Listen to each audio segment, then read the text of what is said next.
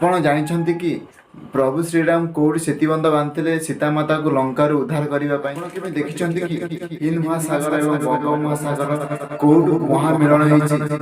ଆପଣ କେବେ ଦେଖିଛନ୍ତି କି ସାମୁଦ୍ରିକ ବାତ୍ୟାର ବିରାଟ ଗୋଟେ ସହରକୁ ପୁରା ବିଲୁପ୍ତ କରିଦେଇଛି?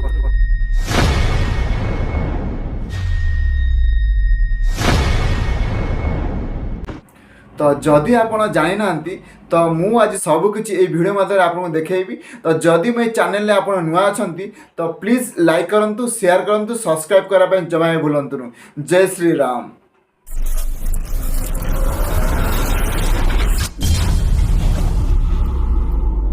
जय श्री राम, हर हर महादेव, नमस्कार। स्वागत करछि आपण मानकु भारतर चारिधाम भितर ये मध्य गोटाए धाम एवं 12टा ज्योतिर्लिंग भितर ये मध्य गोटाए ज्योतिर्लिंग रामेश्वर धाम।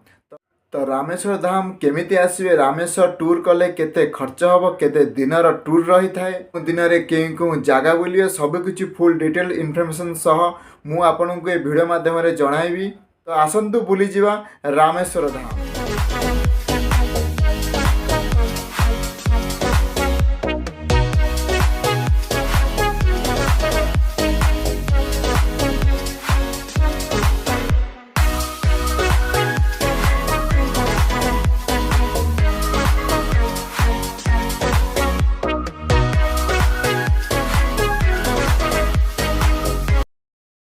रामेश्वर जीवाई मु आसी पहुंची जाइए एठाकार नियरेस्ट रेलवे स्टेशन मंडपम रे।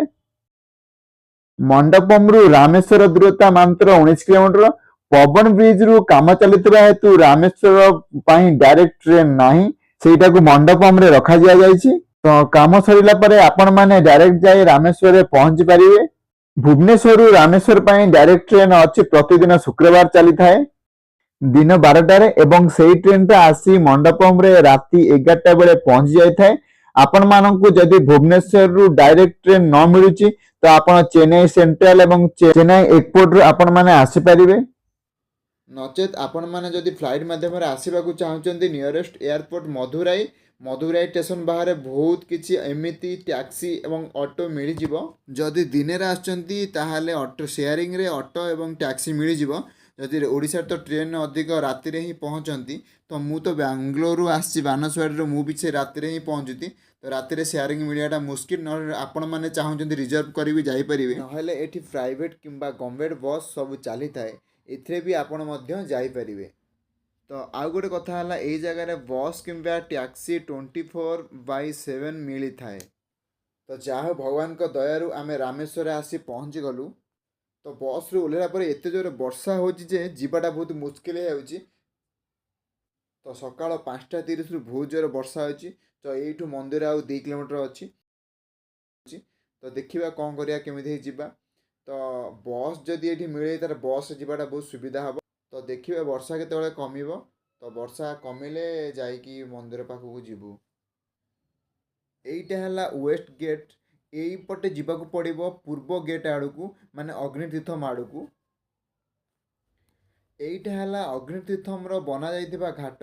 तो एइठी कौन पाए स्नान करबा को पड़ी थाए सेइटा एबे जानि। भगवान श्रीराम रावण को बध कर सारिबा परे तांकु ब्राह्मण हत्यार पाप लागिथिला एवं से तांकर पापरु मुक्ति करिबा पई भगवान शिवं को प्रार्थना करथिले एवं अग्नितीर्थम रो जल रे प्रथमे स्नान करथिले। एवं अन्य एक कथा अनुसार माता सीता जिते लंका फेरी आसी प्रभु श्रीराम तांको सतीत्वर परीक्षा नापी ए स्थान में माता सीता माता को अग्नि परीक्षा देवाई कही। अग्नितीर्थम यही समुद्र स्नान करने द्वारा समुद्र लहरी पूरा शांत हो जाता एवं से अग्नितीर्थम ना जना जाए। तो माना जाए कि 22 कुंड गाधोया पूर्व फास्ट आमको समुद्र में गाधोया पड़ो। तो समुद्र में स्नान न कले भगवान का दर्शन पूर्ण हुएनी। तो जो अग्नितीर्थम रे प्रभु श्रीराम गाधोते आमको से अग्नितीर्थ आमको फास्ट गाधोया पड़ो।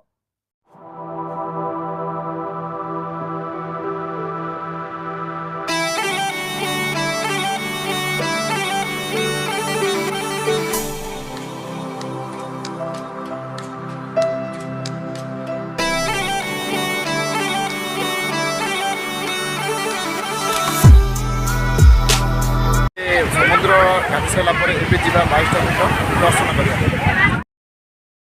এইটা ହେଲା ପୂର୍ବ ଗେଟ୍ ରୁ ସିଧା ଏପଟେ ଆସିଲେ ଅଗ୍ନିତୀର୍ଥ ପଡିବ। ତ ଦର୍ଶନ କରିବା ମଧ୍ୟରେ ଫୁଲହାର ଏଇଠି ପ୍ରସାଦ ନେଇପାରିବେ, ତ ଏମିତି ବ୍ୟାଗ୍ ମାଧ୍ୟମରେ। ତ ଏଇଟା ମନ୍ଦିରର ପୂର୍ବ ଏଣ୍ଟ୍ରାନ୍ସ, ମନ୍ଦିରକୁ ପୂର୍ବ ପଟରେ ପ୍ରବେଶ ଦ୍ୱାର। ତ ଏଇ ବାଟେ ହିଁ ଯାଇଥାନ୍ତି। ତ ଏଇ ସାଇଡ୍ ରହିଛି 22 କୁଣ୍ଡ ପାଇଁ ସ୍ନାନ ରାସ୍ତା, ତ ନର୍ଥ ଗେଟ୍ ଆଡକୁ 22 କୁଣ୍ଡ ସ୍ନାନ କରିବା ପାଇଁ ଏଠି ମନ୍ଦିର ପ୍ରଶାସନଙ୍କ ତରଫରୁ ଆଇଡି କାର୍ଡ ପକେଇ ବହୁତ ବୁଲୁଛନ୍ତି।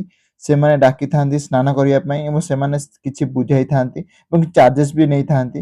ତ ଗାର୍ଡିଆନ ହିସାବରେ ସବୁ କୁଣ୍ଡକୁ ଭଲ ଭାବରେ ବୁଝେଇଥାନ୍ତି। ତ ଏମିତିକି 1100 ଟଙ୍କା ଦେଇକି ଯିବା ଅପେକ୍ଷା ତ ସେମିତି 1100 ଟଙ୍କା ଦେଇ କଣ ସ୍ନାନ କରିବା। ତ 22 କୁଣ୍ଡର ଏଣ୍ଟ୍ରି ଟିକେଟ ରହିଛି 25 ଟଙ୍କା ପର ପର୍ସନ। ତ ଏଇଠି 22 କୁଣ୍ଡର ଏଣ୍ଟ୍ରି ଗେଟ୍, ଏଟା ହଉଛି ଟିକେଟ ରେଜିଷ୍ଟ୍ରେସନ କାଉଣ୍ଟର।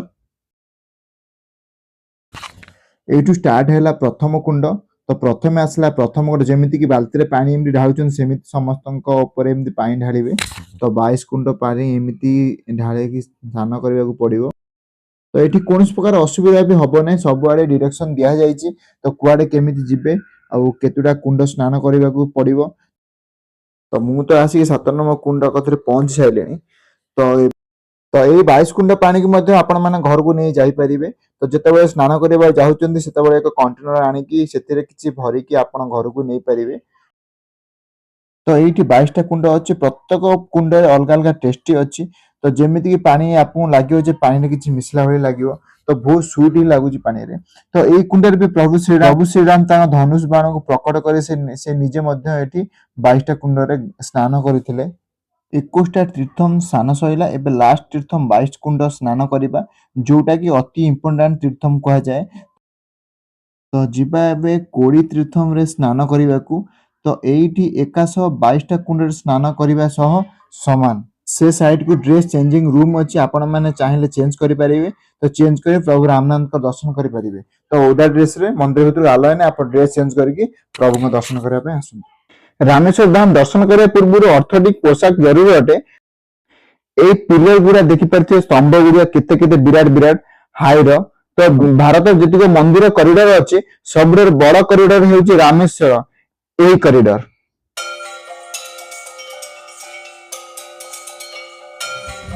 ଲଙ୍କାପତି ରାବଣଙ୍କୁ ବଧ କରିସାରିଲା ପରେ ପ୍ରଭୁ ଶ୍ରୀରାମ ବ୍ରାହ୍ମଣ ହତ୍ୟାରେ ମୁକ୍ତି ପାଇବା ପାଇଁ ଗନ୍ଧମାର୍ଦ୍ଧନ ପର୍ବତରେ ଥିବା ମୁନିଋଷି ମାନଙ୍କ ପରାମର୍ଶ କ୍ରମେ ଏକ ଶିବଲିଙ୍ଗ ସ୍ଥାପନ କରିବା, ମହାଦେବଙ୍କ ପୂଜା ଏବଂ ତାପରେ ପ୍ରଭୁ ଶ୍ରୀରାମଙ୍କ ହନୁମାନଙ୍କୁ ଆଦେଶ ଦେଲେ କୈଳାସ ପର୍ବତ ଯାଇକି ଏକ ଶିବଲିଙ୍ଗ ନେଇକି ଆସିବା ପାଇଁ।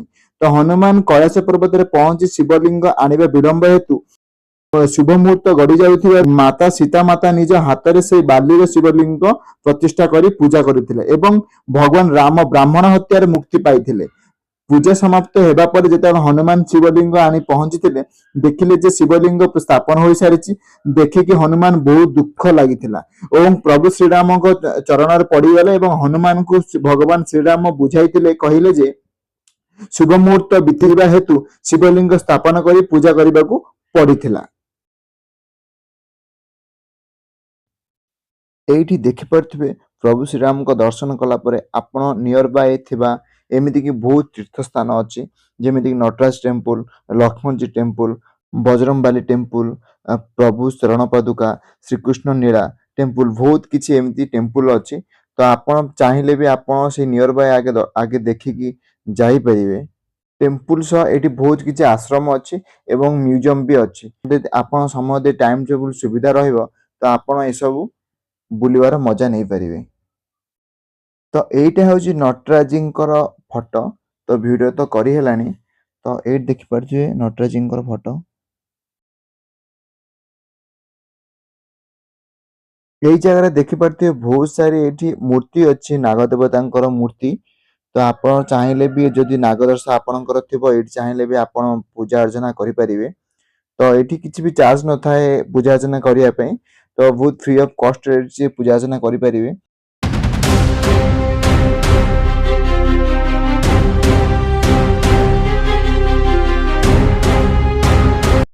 ରାମେଶ୍ୱର ଦର୍ଶନ ପରେ ଏବେ ଯିବୁ ଧନୁଷକୋଡ଼ି। ଧନୁଷକୋଡ଼ି ହେଉଛି ଯୋଉଠି ପ୍ରଭୁ ଶ୍ରୀରାମ ସେତୁବନ୍ଧ ବାନ୍ଧିଥିଲେ ସୀତାମାତାକୁ ଲଙ୍କାରୁ ଉଦ୍ଧାର କରିବା ପାଇଁ।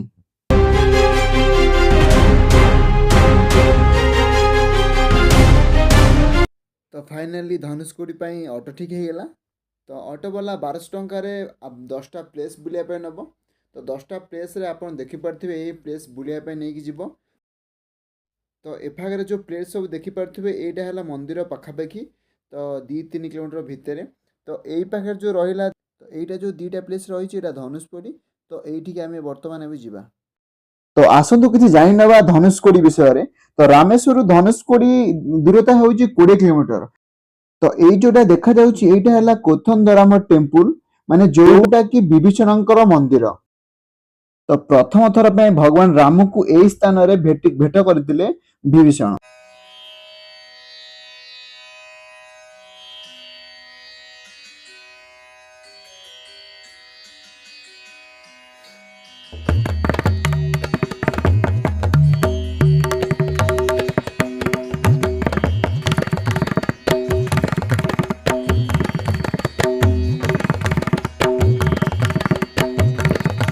ଏଇଠି ପ୍ରଭୁ ଶ୍ରୀରାମ ଲକ୍ଷ୍ମଣ ଏବଂ ବିଭୀଷଣଙ୍କୁ ଦେଖି ବହୁତ ଖୁସି ଲାଗିଲା।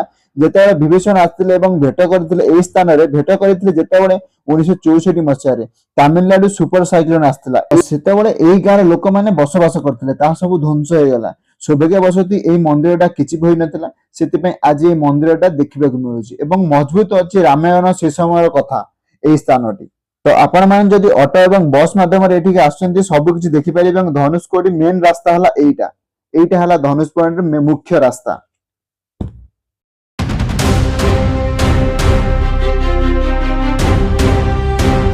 ହେଲା ଯୋଉ ଦେଖାଯାଉ ଦେଖିପାରୁଥିବେ ଏଇଟା ହେଲା ଧନୁଷକୋଡ଼ିର ଲାଇଟିଂ ହାଉସ। ମାନେ ଏଇଠି କିଛି ଉପରକୁ ଯାଇକି ଆପଣ ବହୁତ କିଛି ଦେଖିପାରିବେ।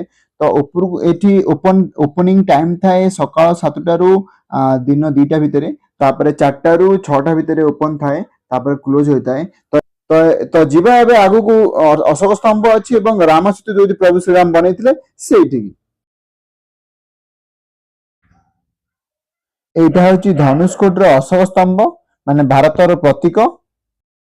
এইଟା ହେଲା ଭାରତର ଶେଷ ରାସ୍ତା, ଆଉ ଏଠି ଆଗକୁ ରାସ୍ତା ନାହିଁ। ଆଗକୁ ଯିବାକୁ ଚାରିପଟେ ସମୁଦ୍ର, ଏହାକୁ କ୍ରସ୍ କଲେ ଶ୍ରୀଲଙ୍କା। এইଟା ହେଲା ଧନୁଷକୋଡ଼ିର ମୁଖ୍ୟ ପଏଣ୍ଟ। ଇଣ୍ଡିଆନ ଓସେନ ହିନ୍ଦ ମହାସାଗର ଏବଂ ବେ ଅଫ ବେଙ୍ଗଲ ମହାସାଗର ଦୁଇଟା ମିଳନ ମଧ୍ୟ ଏଇଠି ହୋଇଛି। ଏଇଠି ମଧ୍ୟ ପ୍ରଭୁ ଶ୍ରୀରାମ ସେତୁ ବାନ୍ଧି ଲଙ୍କାକୁ ଯାଇଥିଲେ ମାତା ସୀତାଙ୍କୁ ରାବଣ ବଳରୁ ମୁକ୍ତ କରିବା ପାଇଁ। ଏଇଠୁ ଶ୍ରୀଲଙ୍କାର ଦୂରତା ହେଉଛି 27 କିଲୋମିଟର। ଏଇଠୁ ଭାରତ ଶ୍ରୀଲଙ୍କା ବର୍ଡର ପୁରା ପାଖାପାଖି।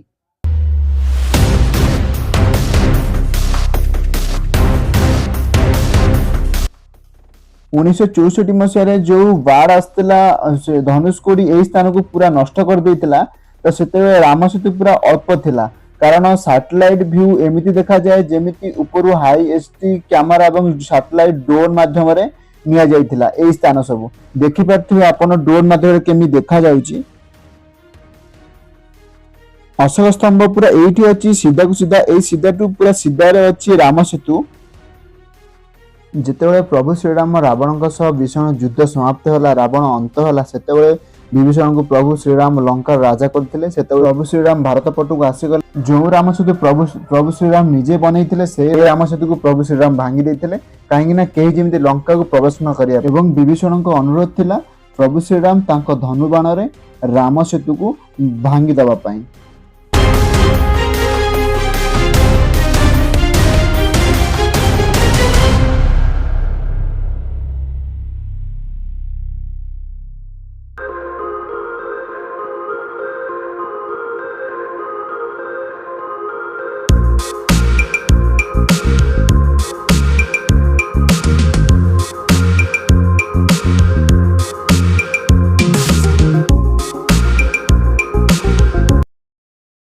ଏଠି ସମୁଦ୍ର କୂଳେ ସାମୁଦ୍ରିକ ଜିନିଷ ସବୁ ବିକ୍ରି ହେଉଛି। ଯେହେତୁ ସମୁଦ୍ର ଏରିଆ ତ ବହୁତ କିଛି ପ୍ରକାର ସାମୁଦ୍ରିକ ଜିନିଷ ବିକ୍ରି ବି ହେଉଛି, ବହୁତ ସୁନ୍ଦର ସୁନ୍ଦର ଜିନିଷ।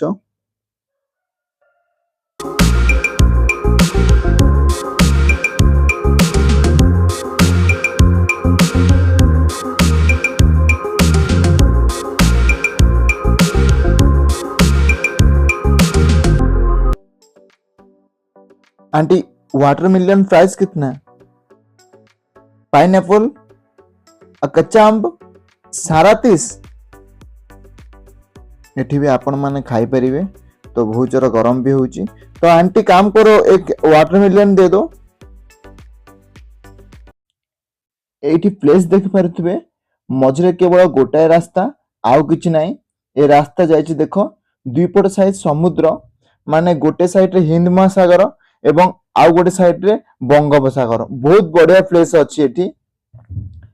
आपण माने केबे रामेश्वर धनुषकोडी आसीथिबे कहबे, एवं जो माने आछिचंती तो केमिति लागिला मते एक्सपीरियंस सह मध्य कमेंट शेयर करिवे।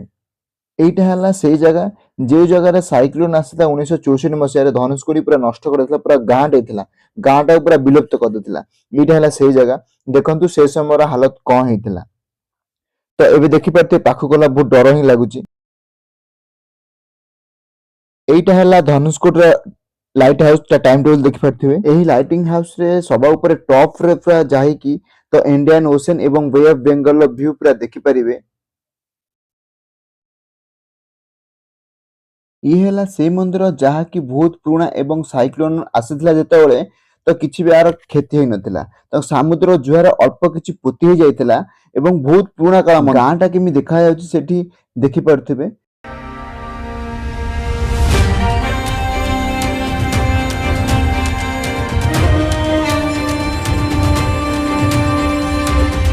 ତ ଏଠି ଗୋଟେ କାହାର ଟେମ୍ପୁଲ ଥିଲା ଏବଂ କାହାର ଘର ଥିଲା। ତ ଦେଖିପାରୁଥିବେ ସେମିତି ତ ଲାଗୁଛି।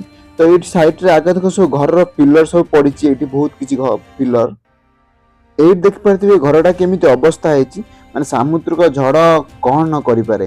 एबे घर भीतर जाई देखिबा, एमिति अवस्था को देखि बहुत दुख लागुची, जहा कि कहि हबो नाही। ये थिला रामेश्वर रे थिबा धनुषकोडी रो घटी जाइथिबा घटना एवं धनुषकोडी रो एबेगा अवस्था को देखि आपण मान जदि किछि लागुथबो ताहाले कमेंट रे जणांतु। फाइनाली प्रभु श्री राम को दर्शन पर एबे बाहर रूम को जीव बोली। तो ये रूम चार्ज नहीं 24 आवर्स को 800 टंका। तो शेष थर प्रभु को दर्शन आज गला बेलू बाटर करके जीवु, तो बहुत मिस भी लगे ए रामेश्वर धाम को। एमान प्रभु का दर्शन कंप्लीट है। जदि रामेश्वर भिडियोटा आपको भल लगी तो प्लीज लाइक करेंगे, शेयर करेंगे, सब्सक्राइब करने जमा भूलें। जय श्री राम, हर हर महादेव।